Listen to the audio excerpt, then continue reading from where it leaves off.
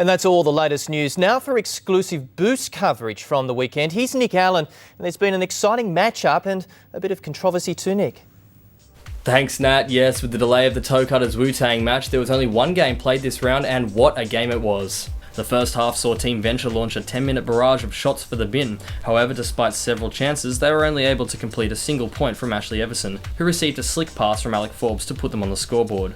Despite several difficult manoeuvres, the Hawks continued to find themselves on the back foot till the end of the first half, and were at a physical disadvantage due to a lack of subs. The game did even out around the match midpoint with more back and forth play between the bins. After a number of chances for Brendan Littlewood, the Venture newcomer was unlucky not to have a hairline point counted by the ref. Recovering from the initial onslaught, the Hawks managed to create some significant attacking chances before the halftime bell, and had more than enough close misses to warrant frustration that would last throughout the match. Early into the second half, the game went up a gear, with a faster pace and longer ranged play. Each team was able to capitalise on their opponent's mistakes as fatigue set in, which eventually culminated in Nick Allen conceding an own Buce, the first Buce of the season, halfway through the second half. A late point by Tim Abel was not enough to equal Team Venture, and Matthew Lee's close last play header served only to round off a match summed up by the phrase, "close but no cigar." Abel and Matthew Lee did an excellent job of enforcing the Hawks' attacking half, while Nick Allen's own Buce may have overshadowed his excellent work in the midfield and in defence.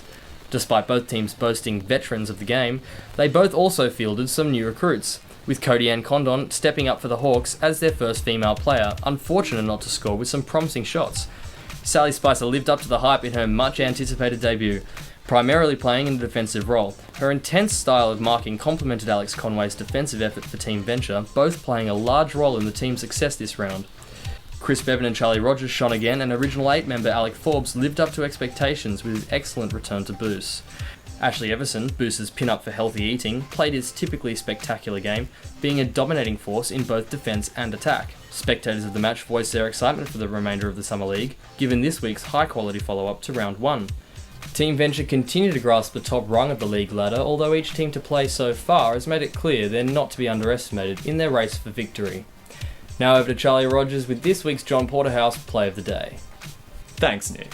The match between the Hawks and Team Venture may very well be one of the toughest matches we'll see in this league. Both teams pushed each other to breaking point over the 40 minutes, which is exemplified by this week's Play of the Day. After a grueling half hour of play in 30-degree heat, Nick Allen scored the prestigious first Buce of the year for another team. After holding out a barrage of attacks for 10 straight minutes, the Hawks were still just a point away from evening the score with Team Venture until Nick Allen, defending a possible point from Rogers, accidentally scored an own Buce. Nick Allen claimed it was an all-or-nothing attempt at stopping what would have been a certain point from Rogers, but sadly sealed his team's fate for the bitterly disappointed Hawks. Unhappy Buce fans from around the country are protesting everywhere over what was an alleged match-fixing attempt with gambling company JohnPorterhouse.com. However, these allegations have so far been unproven. Hopefully we'll see no more mistakes of that magnitude from Nick, who, for the foreseeable future, must be the most hated player in Buce. Back to you, Nick.